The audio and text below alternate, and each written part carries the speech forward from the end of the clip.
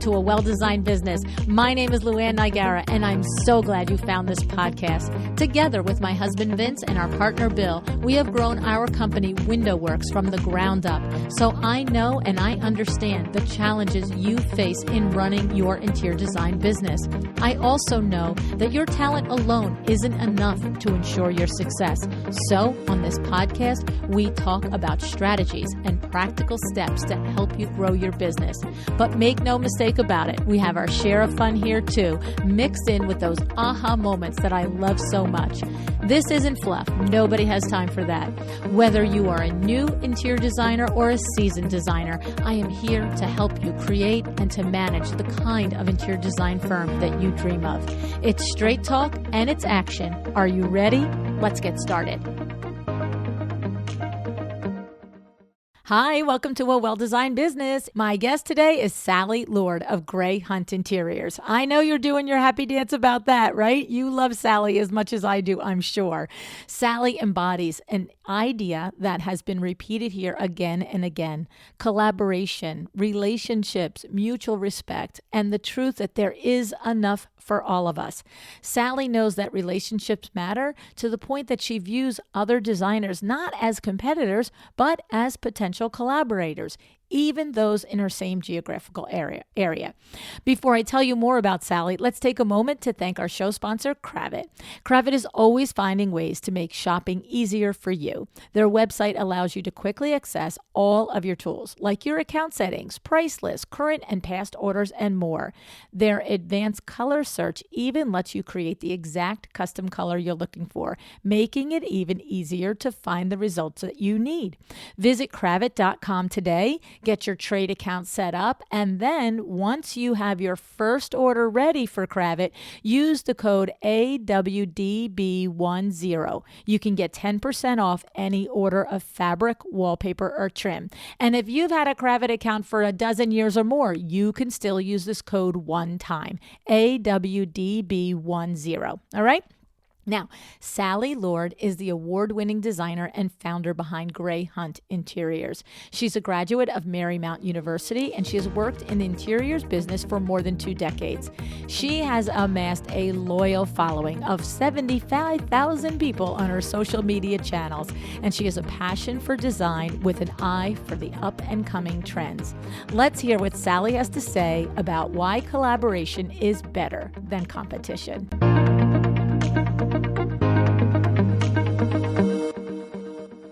Hi, Sallie. Thanks so much for joining me on A Well-Designed Business today. Hi, LuAnn. Thank you so much for having me. I am very excited to be here today. Well, I'm really excited to finally have this chance to talk with you too. And I say finally as if you're the one that's been holding it up. It's been me. But I really am. I mean, I feel like as much as you can develop a friendship over social media, I feel like we've been friends for a couple of years now. And I've just always appreciated the comments that you've made on the various posts about the various shows that we've had on over the years, and your support. And it's been fun to watch you grow your business and watch the projects that you do are just amazing. So it feels like a long time coming, but thank you for hanging in with this on me, you know. Oh, thank you. I absolutely am such a big fan. I love the podcast. It's actually the only one I listen to. Oh. And I get so much out of it. So it's such great information. And, I love that you're uplifting the design community also and trying to help us. And we're all on this playing field. I have many conversations with my designer girlfriends.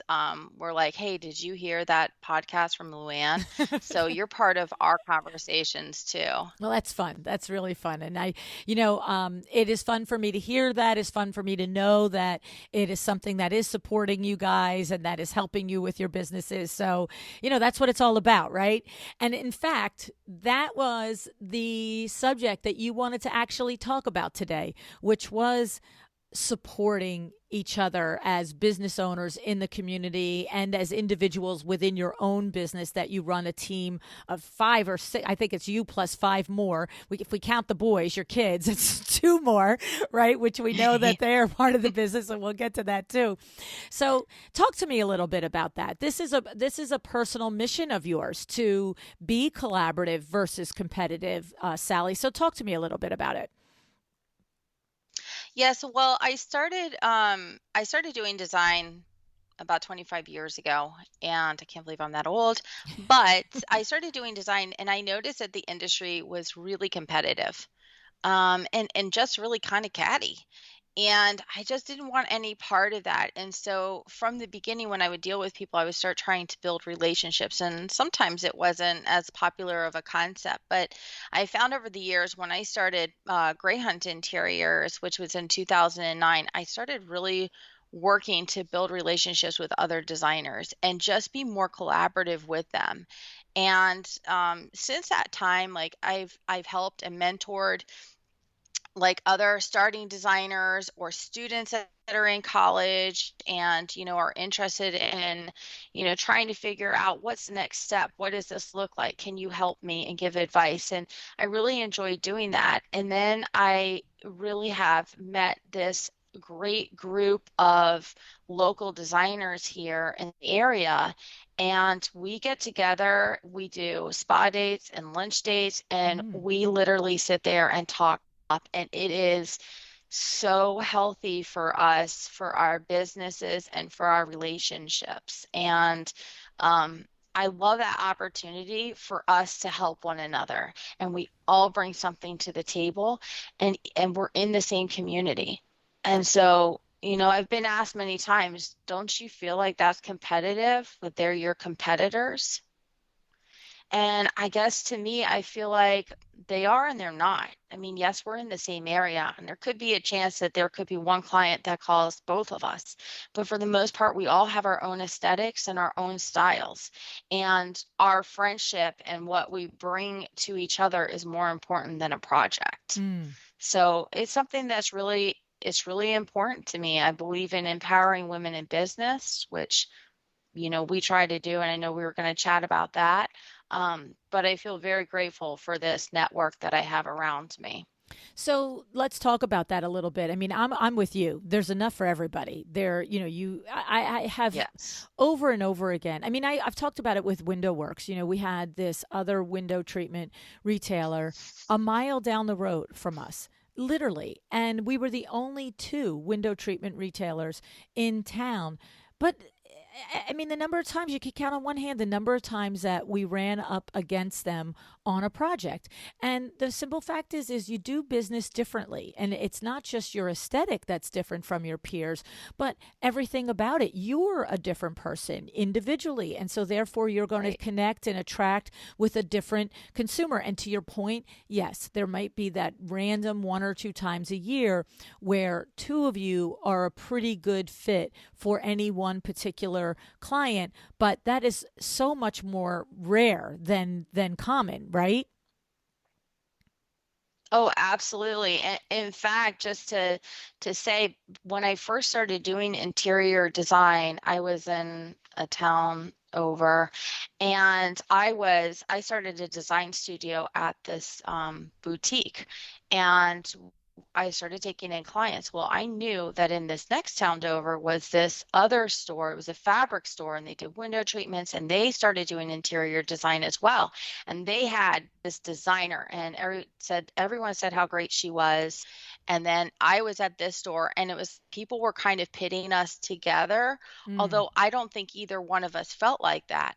Well, fast forward about 10 plus years, here we are at an event together, and we figure out we're each other, like who each other are. And her name is Erica Bonell. Her and I are really good friends now, and she's in my design group that I'm talking about. So when we were younger in our 20s, we were kind of pitted like against each other as competition for each other all those years ago. Full circle, now we're really good friends. Mm. Like we had our designer lunch the other day, and they've been so supportive of me, through personal and professional, especially recently. And, it's so great just to see like how that relationship alone has blossomed, Mm. and how much more I get out of it from being collaborative with somebody than Mhm. it is being competition. Well, and the thing about it is there are the reasons for being collaborative are, I mean, I can't imagine any reason to not be collaborative, right? But the reasons for being collaborative, Agreed. there are the feel goods, right? All the feels we say, everybody says, right? All the feels. Yeah. And that is valid. And to your point, when you need support, not just support on a regular basis, but when you're going through something particularly trying or emotional or whatever in your personal life, these are your friends Yes. that you lean on. But then there is Yes. also the level on a very practical level of when you have a group, whether it's a group of you and two or a group of you and five, that you really do know and trust each other to actually say, how do you explain a flat fee structure to your client? How do you manage an hourly project? How do you manage your project, manager and incentivize him or her to do things timely? Like you get to actually ask the questions, right? Not just like, Right. have wine together and get massages. You are literally growing your business acumen through the brain trust of this group of people, right? Yeah. Oh, absolutely. Absolutely. I mean, we ask each other the hard questions and the business personal questions of, how are you dealing with that? And it could be something that's national issue that we're all dealing with, like let's say supply chain, the Mm. dirty word. Mm-hmm. And or it could be something that's more local. We're in the DC area, so everything is really political around here, and it's just a an interesting market. We're in a little bit of a different bubble, I think, with where we're at. And sometimes it's something about local, something national, but it's getting into, how are you handling this? Are you finding that, let's say clients are getting really impatient and not understanding, or are you finding that you're having problems with this company? And we get into what companies we're working with. Mm-hmm.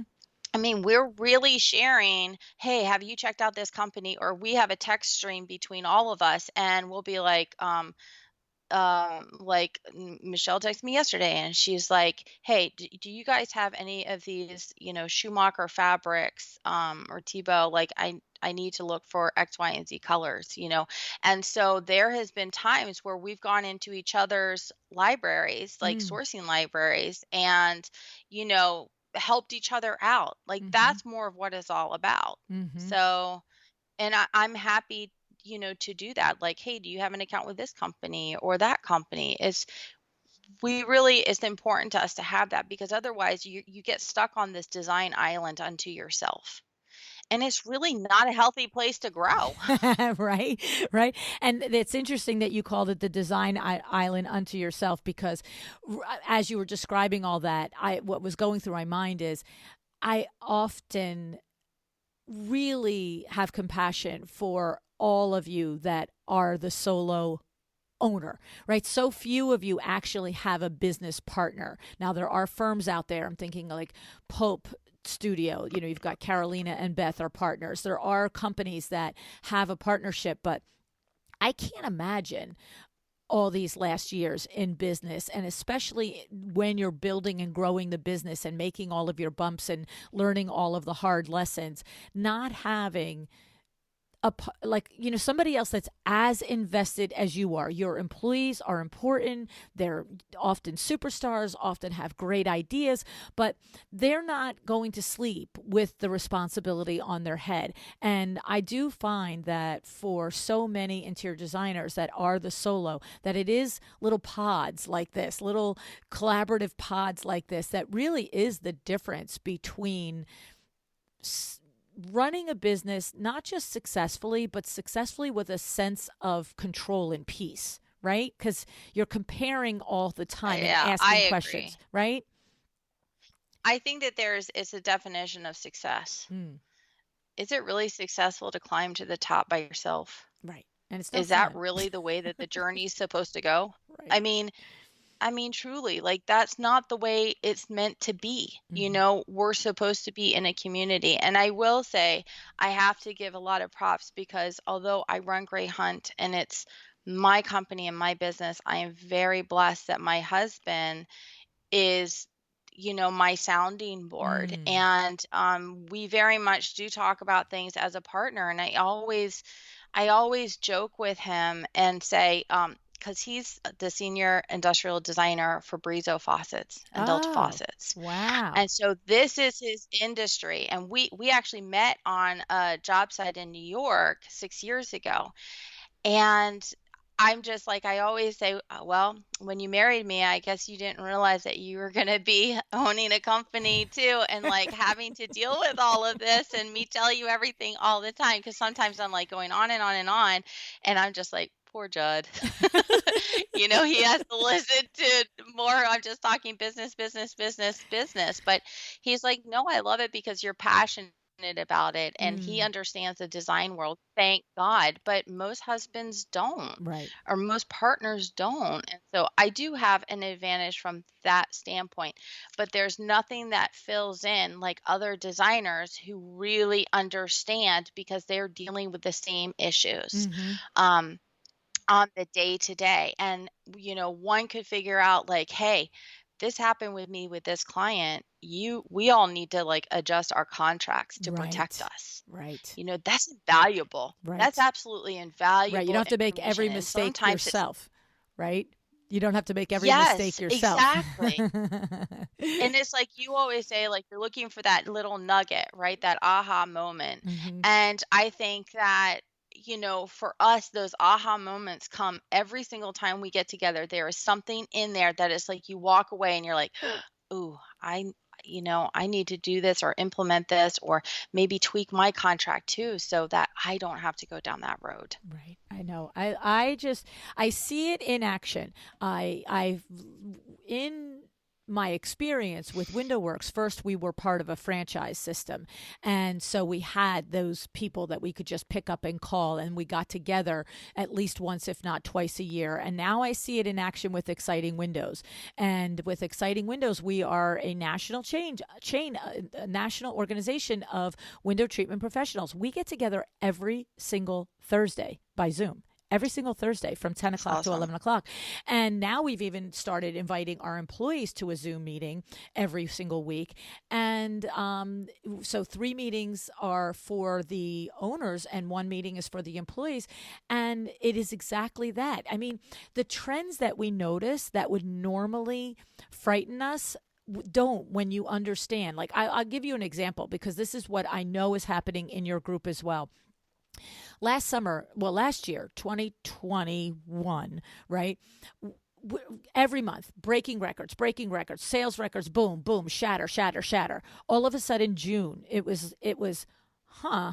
Yeah, that's like right on target, but we had been killing it by 10, 20, and 25%. July was just below target.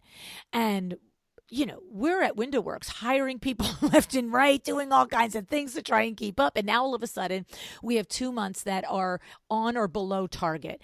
And what was so interesting, Sallie, and comforting was every single month at Exciting Windows, one of our meetings is literally share your numbers. We literally have 30 or 40 of us, and we all say, Wow. year to date, this year to date, this percentage above goal, this percentage below goal, this month, this. And what was crazy was every single month, every one of us was coming with I broke last month's goal. And then June and July, we all did the same a version of the same thing, either lost or just met goal. And when you have that in a room of 40 people whose businesses are anywhere from 200,000 to 10 million and above, and they all have the same trend happening, it's not that you can go back and, take a nap and go for a walk and not, work on your business that the numbers were down, but you're not looking at yourself and your team going, what happened here, right? You're just saying, okay, we're taking a Right. breath, let's dig in. But it's that camaraderie of actually sharing the real numbers. And this is what you're doing with your pod of designers, right? Oh, absolutely. Yes. And It's really helpful because it's encouraging when you feel discouraged. Right. Right. It gives you it, each meeting, each time we're together, when we talk, like we always text in our text stream, between like there's three others, and we're like, we're so grateful to have this relationship. And if you went through our text stream, you would see that multiple times. It may be a few weeks apart, but just say, you ladies are a lifeline.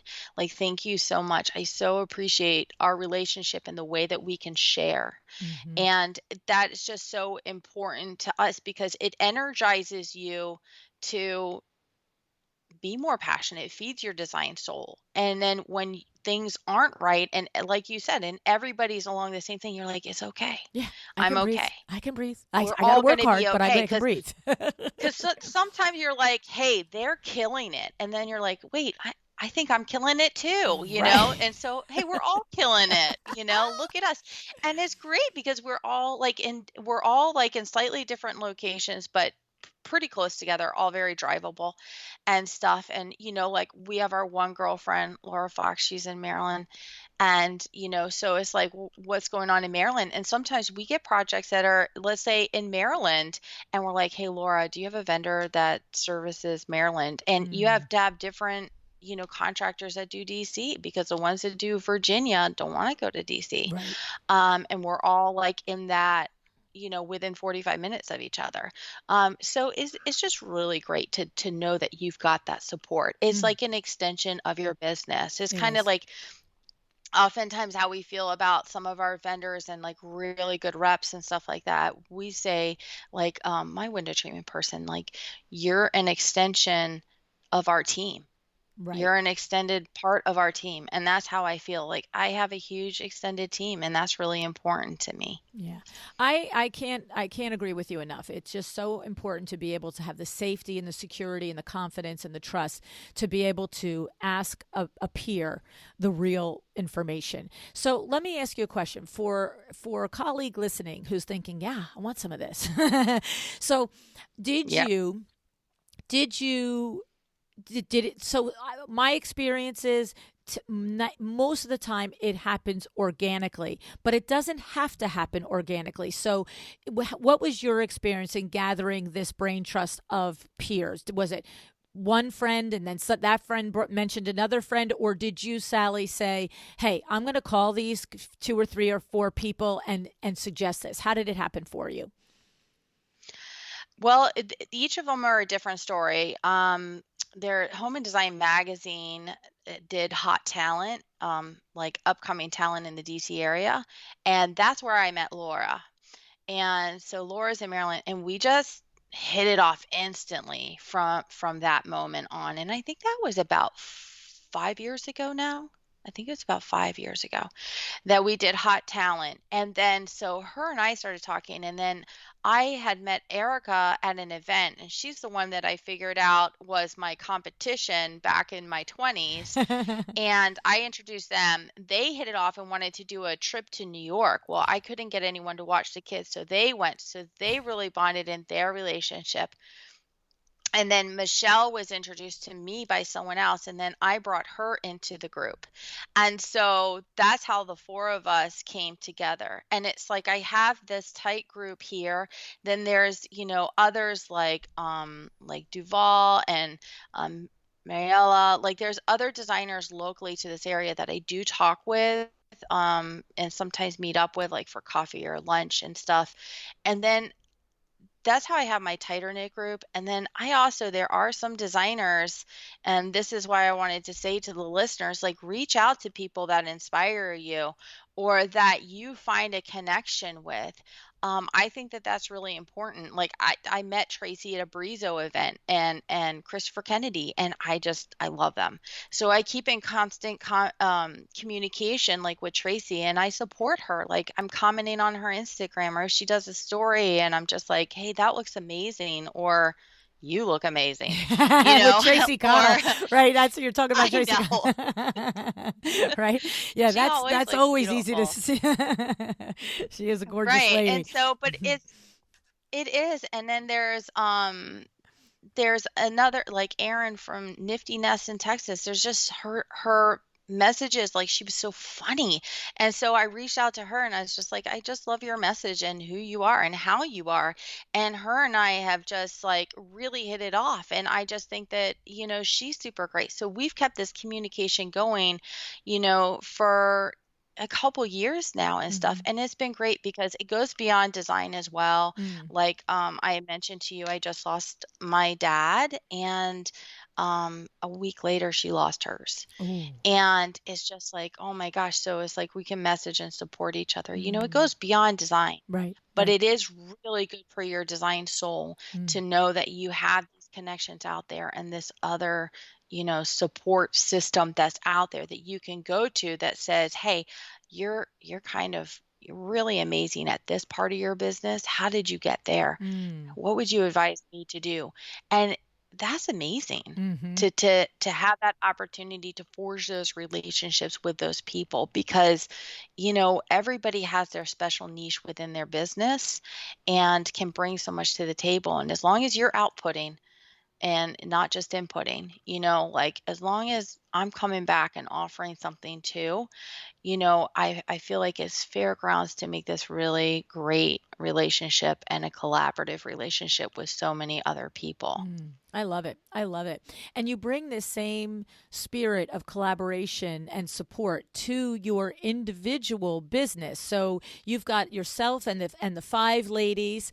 Tell us a little bit about the ways, as the leader, the CEO of your company, Sallie, that you create a culture in your own company of this collaboration and support. Yeah, so I hired, like I was mentioning to you, I kind of have this like double triangle is how I hire. Like, if I'm at the top, I have design on one side, project management, procurement on the other, and in this triangle. And if you flip it upside down, it's a support triangle to hold that up. And so I have this amazing team of women, and everybody gets along really well and they support one another. um, I want them all to feel special. I want them all to feel encouraged. I want it to feel like teamwork. I use the we, not I. GreyHunt is a brand for all of us. And it takes a team effort to do all of our projects. And so I make sure to say that, like in presentations, when we're presenting, I'm saying we, like, we did this. This was something, this is teamwork. Because whether I selected the product and had the concept of the design, I needed Sarah to build that design and sketch up, to make sure those measurements are right and that it's going to fit. I need Aida to make sure that, we're capable of getting those products and how that's really going to work, if it's going to fit into the client's budget. We have Tara, who's making all of our, swatches and samples, and Jen, who's writing up the orders. And it's a teamwork. So it's not an I situation. And I think everybody feels like that. Everybody's role is so important within our company that we couldn't perform the same without each individual person. And they feel like that. I Mm. hope they feel like that, because it's really important to me. Yes. And like, we do special things like for their birthdays. Like, everybody's birthday, we do a gift and a birthday cake and flowers, and we blow out candles and have champagne and do lunch. Mm. And because they're all really important to me. And it's really funny because five of them have had a birthday since the beginning of January. Oh I'm my like, I'm getting goodness. gagged. So every week you're going I out know, for it's a lunch. lot. I know, and my birthday is next week, so I'm like, oh my goodness. I'm like, I need to go on a big diet now. So not only a But big it's like diet, but so you have to like great. every year sit down with your accountant and go, okay, I need to allot an extra 5 grand for every January and February, like presents, champagne, flowers, lunch. I know. I'm like, can we spread it out? It's Oh. it's a lot. And then, like, even like Valentine's Day, like, I'll give them like a Starbucks card with chocolates, Mm. because I appreciate them and I always want them to know that they're valued to me, and I appreciate them, working so hard, for the team and for Hmm. me. That's really important. And so I love that, and they've become friends, and that's awesome. That's a gift. That is something. And so I love all the human touch things that you do for the ladies on your team. What is the structure of of the business side of it? In other words, I also know that employees are they appreciate and value the communication weekly, whether it's a weekly meeting or whatever. So what's your structure for meetings so that you all are on the same page and that they understand that they're being seen and heard and all of the things? Right. So that is really important. We do Monday morning meetings, and it's funny. Judd did that with his team at Delta with all the designers, and I was like, I need to do that. So a Mm. few years ago, that's what I started doing. I'm going to copy Judd because Judd is an amazing boss, and he's been at Delta for 30 years. He runs the Whoa. most productive team there, and so I'm like, or almost 30 years, but I'm like, I'm going to copy him, and so I did that, and I think it's so important to do that with your team weekly. And I love to do it Monday morning because that's when you hear about everybody's weekend. Like, what Mm. did you do this weekend? How is your weekend? And I feel like that's really important to keep us all, connected to know if, like Aida's going to a concert this weekend or Sarah went to Miami, so it's nice to catch up with them on a personal level, but then get down to work. And so we keep a board at the office of all of our projects that are going, and we go over them phase one, phase two, phase three, and we go over each client every single meeting, to know where we're at, what needs to be done, and then we update our to-do list after that meeting. Okay. I love it. And you talked about mentorship and reaching out to younger designers. Is that something that you have an actual active process for, Sallie, or is it something that over the years also has happened organically and you're open to it?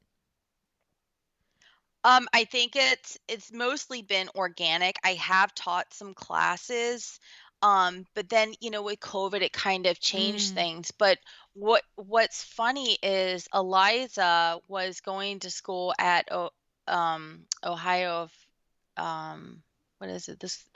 What is it? University of Miami, Ohio. Oh, right. Yes, yes. And she happened to call me and wanted to interview me about women in business and supporting other women, which is really funny. I just linking this together as I'm saying it. And I did this whole interview with her for her school project. And I hate to say, but I totally forgot about this. And then she ended up interviewing for me last year. She never even mentioned that she had interviewed me earlier for this school project, and I hired her. Oh, that's so And so funny. I'm like, oh, and then she told me like a couple months after she was hired and in the job, she goes, I interviewed you for my school paper. And I was just like, Eliza, why didn't you tell me? And so, but anyways, I was just like, I love that because she was following and she loved what I was doing and she saw that I was encouraging other women in business. Mm. So, and I ended up getting her, and she's such a great asset to our team and we just love her. Mm. So yeah, it's great because you don't know who you affect and whose lives, like, you can actually help project them into the industry and help guide them into the industry. And I've had local designers that, have called me that are just like, "Hey, can you help me and give me advice? I don't know what to do. I have this issue. Like, are you finding this too, or do you have any advice to give me?" And I'm happy to help. That's amazing. I'm happy to say, I would consider doing X, Y, and Z or doing this. And it doesn't matter if they're in my neighborhood or 15, 20 minutes away. That's It's not about that. Right. And so I do like doing that. I'd be happy to go down to Marymount, which is where I went to school, and teach a class. I need to get on that and go be a guest speaker and just kind of talk to those designers, because I do remember one of my first intro to interior design in college. And the designer came in and said, "Well, when I left Marymount, I made $35,000 a year." And I went home, laid on my mom's lap, and cried. I was like, "I don't Mm. think I picked the right field." Like, so it's like, it's like I'm not gonna make any money. And I just remember like how important those words are to say to a new and upcoming designer, that you have to be careful with what you say and how you guide them to not discourage them. Mm. Well, I have to say, I think that, first of all, Kim, who works for us at WindowWorks, who is now becoming a part owner of WindowWorks, went to Marymount too. She's a degreed interior Oh, designer, although fun. she has chosen to specialize in window treatments. And, it's interesting because I love talking to the different kids at the universities as well. And, we say kids, but sometimes there's the class is mixed with adults Oh because yeah. so many women and men going in midlife and becoming designers. And what's interesting is because that's one thing that has gotten easier because of COVID, because now you can just zoom in. So there's two or three Right. professors at New York School of Interior Design and FIT and Parsons that I'm connected with. And they just like, hey, can you come to our class 3 weeks from now on a Monday at 10? I'm like, sure, I'll be there. And so I do like to do it in person, but it makes it easier by Zoom to do it more often and not to have it impact your day, to just Yes. get into the city. So, I would imagine if you reached out to some of the department people in the design department at Marymount, you probably could, do that because it is fun and it is interesting to hear the questions that the students have. And of course, we know that the colleges have so much to teach in the course of the curriculum from a technical practice standpoint that they really don't touch on the business side, not nearly enough. Not No. not even remotely enough. And so to hear from a practicing interior designer what's really happening is very very impactful to the students.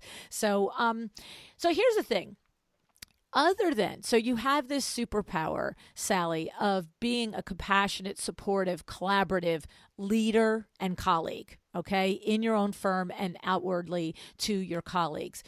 But going back within your own firm again, what would you say is another strength of GreyHunt Interiors from a business aspect? So is there some part of the way you manage part of the client process, your fee structure? Is there something that you would say, well, this is also a huge contributor to the success of my firm, the way we do this? Um, I would say that so much of my business is word of mouth, and Mm, I have a large client base, and I think that that has a lot to do with the fact that how I deal with the clients, or how we do as a team, is that clients always feel heard, and we're very responsive.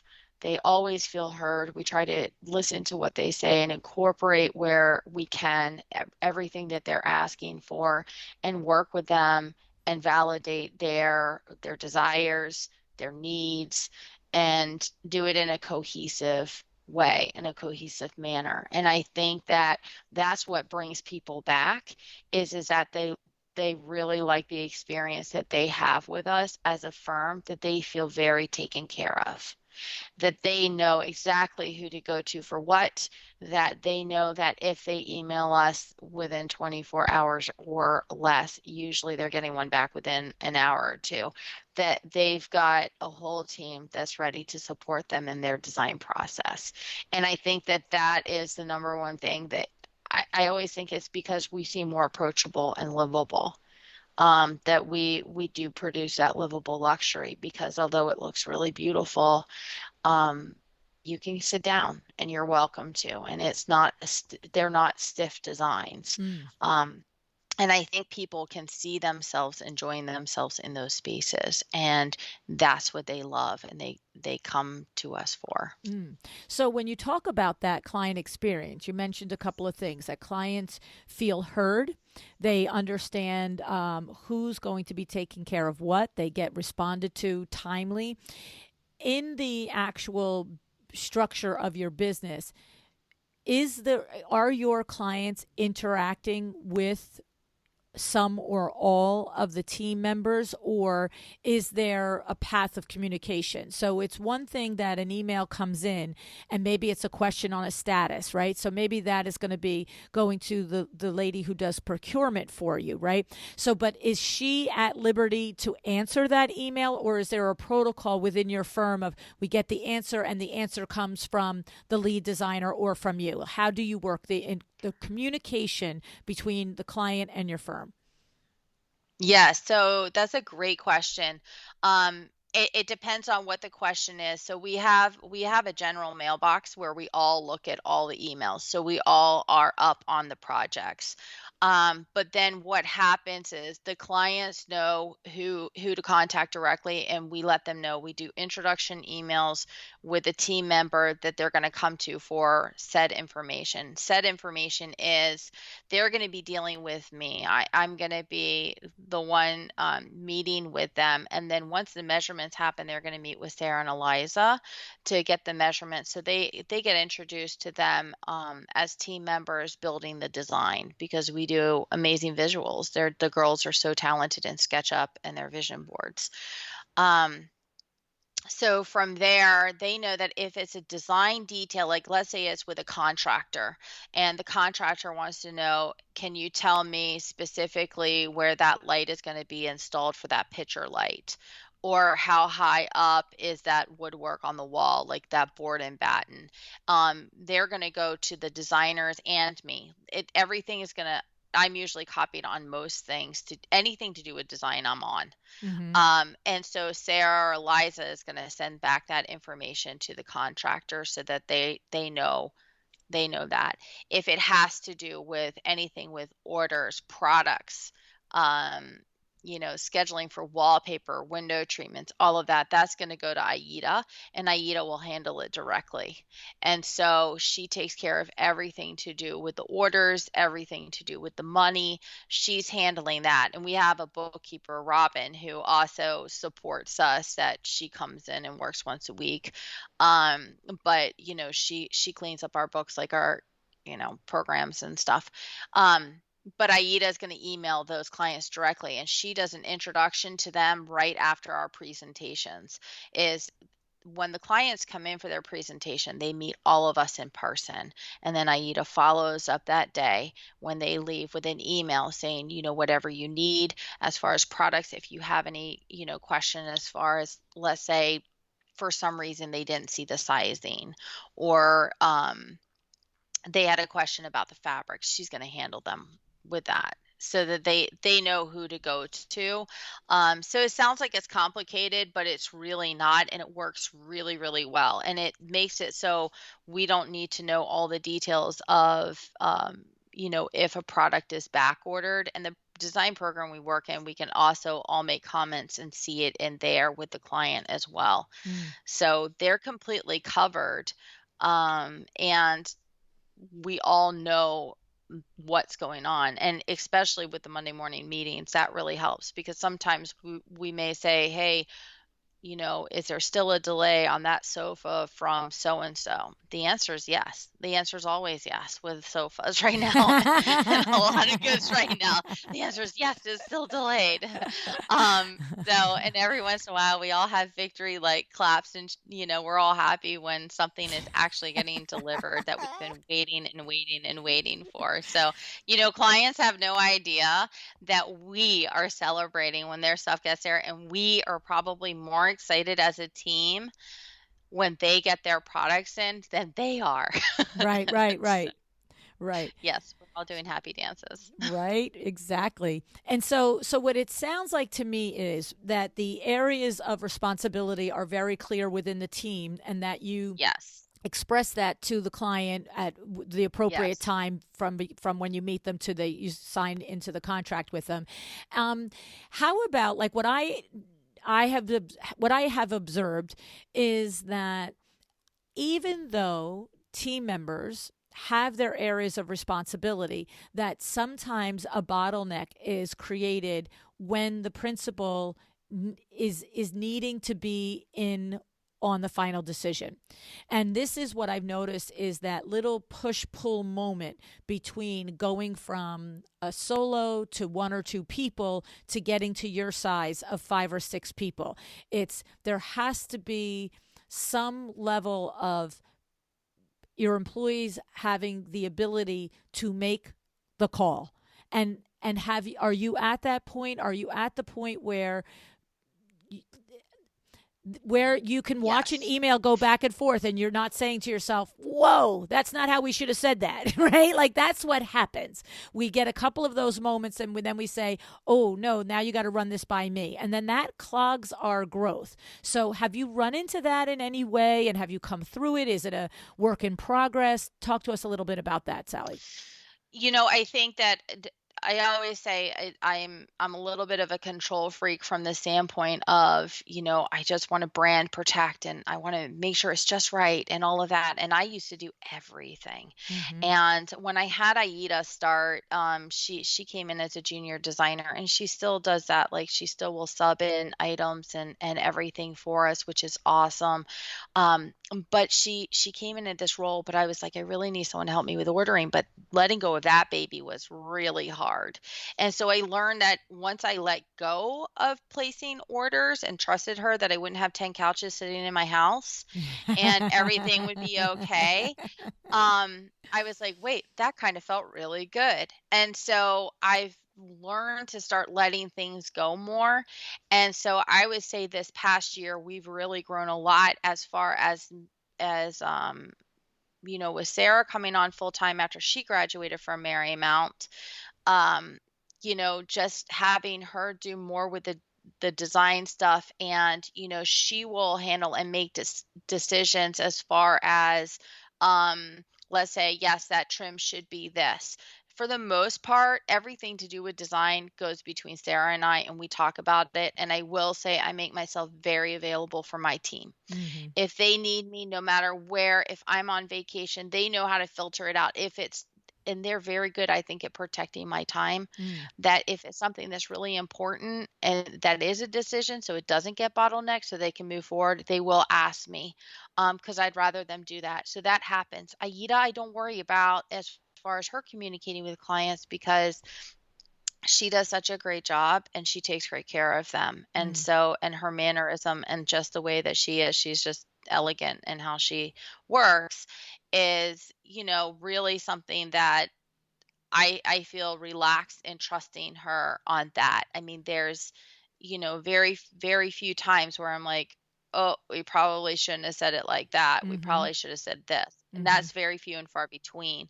And, as far as Sarah goes, like I said, she knows what is within I'm comfortable for her to answer and what her and I need to kind of go back and forth on, Mm-hmm. Mm-hmm. in determining. And I can tell you, like, I have had to learn even more. Like I made this promise to my dad a few months ago. And I was like, Dad, I promise, like, I'll do a bit better with the life balance and everything. Mm. And I was like, I'm working on it. I'm working on it. And then, you know, as I mentioned, like my father just recently passed away in the beginning of the year and it came on really fast. And I needed to be at my parents. I needed to help. My focus needed to be my dad Mm-hmm. and my family and not my business. Mm-hmm.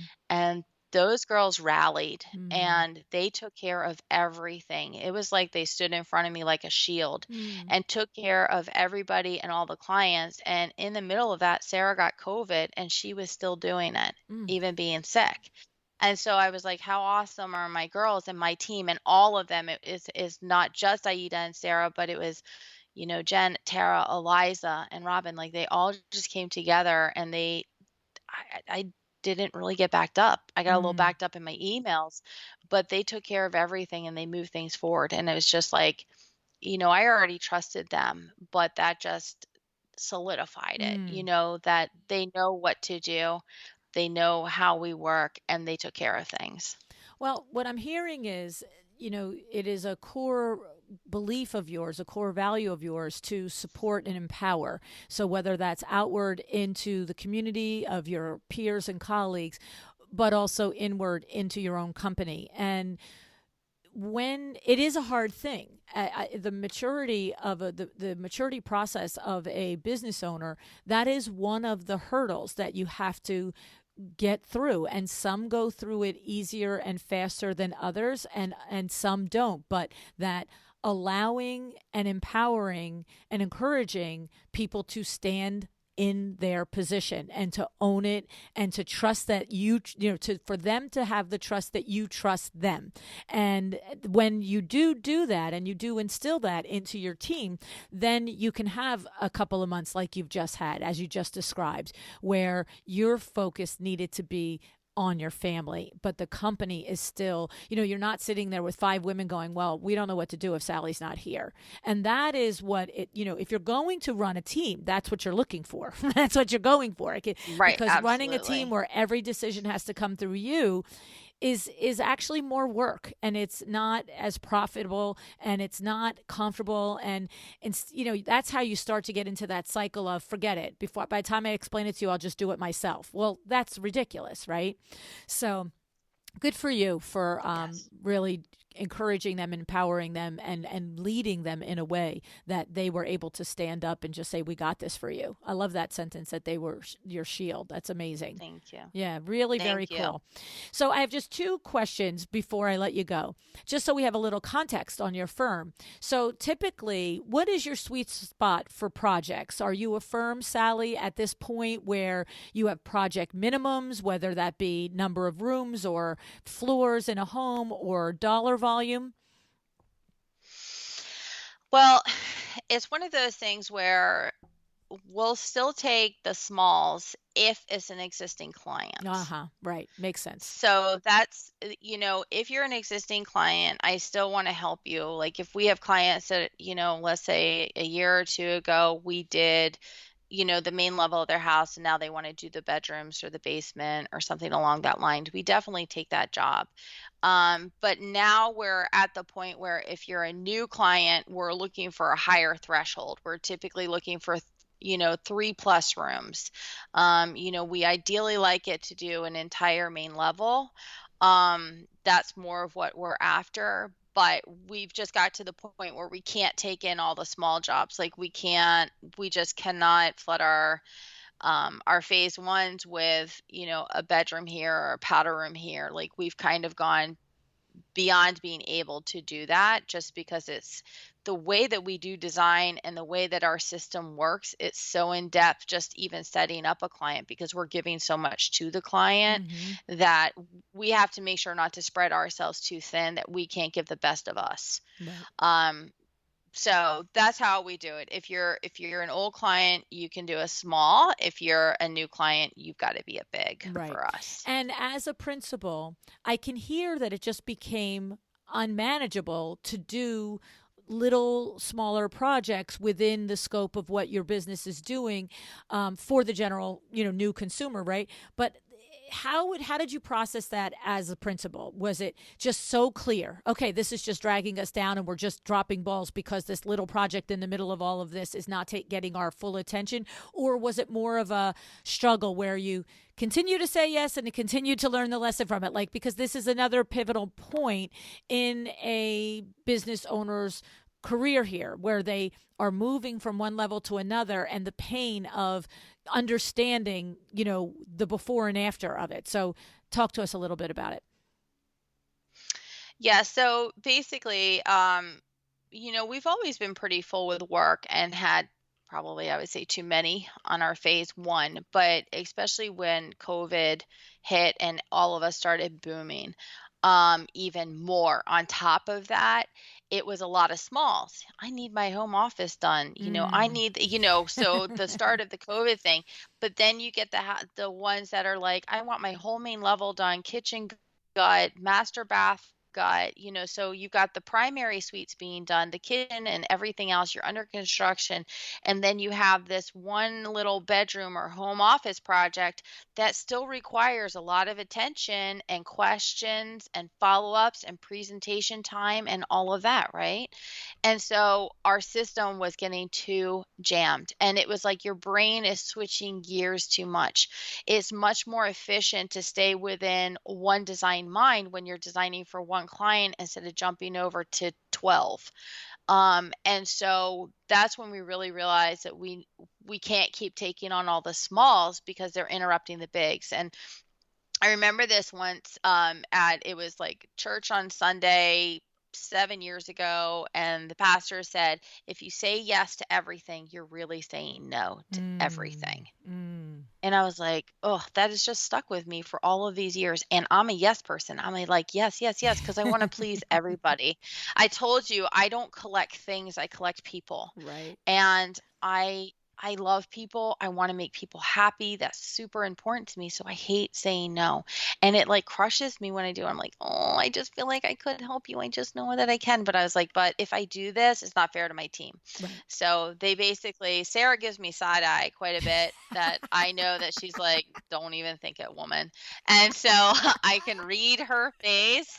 And so I know, okay, I'm going to say no on that one. So I know that, we have to stay focused to be true to our brand. And, the other thing too is I want to expand my business in a different way into Indianapolis area. Mm, And so in order to run the DC area and Indianapolis area, I really got to refine the DC to take on the projects that are larger but less, is mm. quality over quantity. And so unfortunately that will continue to eliminate more smalls, over the next year or so.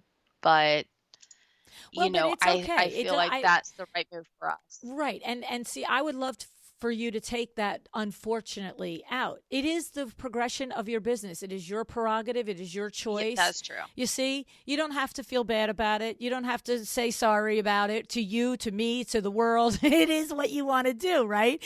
And the thing It is, you is. I serve mean, your that's the thing. clients It's the better. That's dream, what you right? just said, though. But you said it. I Yes. serve you better if I do the things I know my team is set up to do well, right? And I would imagine that's where your Correct. design network comes into place, because having designer relationships with people that have all different size businesses, now you're a referral source for some designers, because there's a billion designers left. They're like, I'd love to do a room. Give me a room. I'll take a room, right?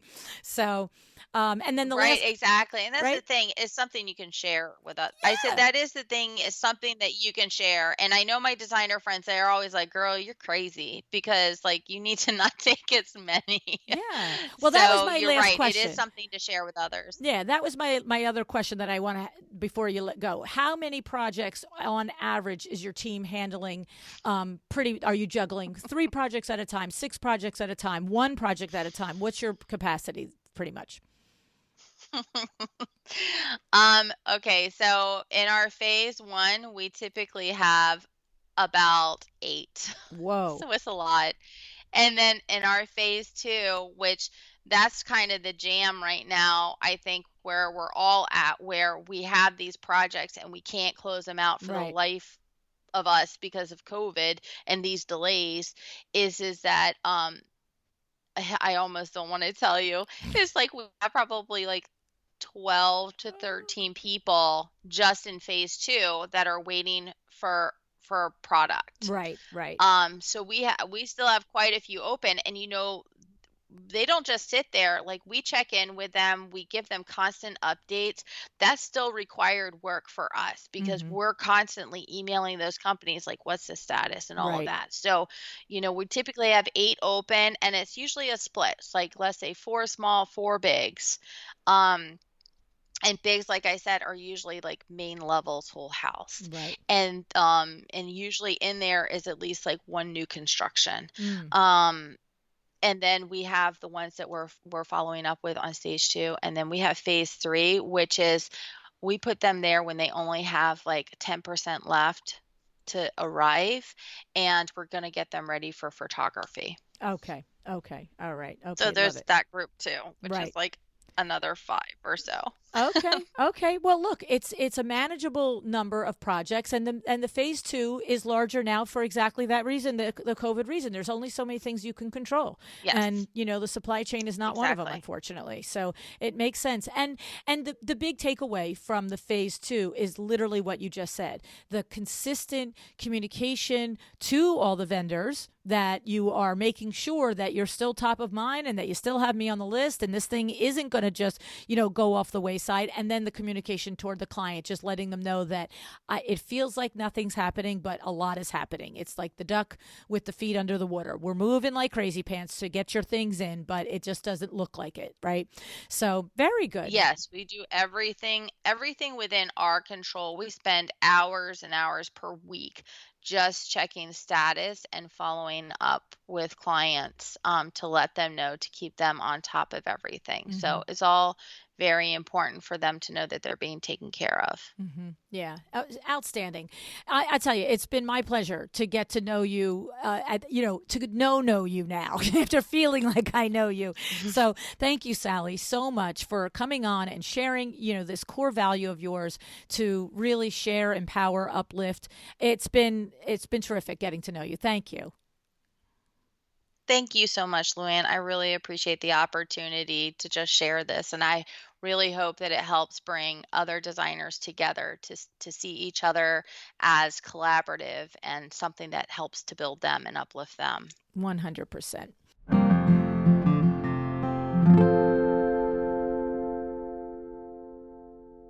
I love what Sallie is doing with her community of designers, and it is really incredibly valuable. She, Erica, Laura, and Michelle have created this amazing circle of trust and collaboration.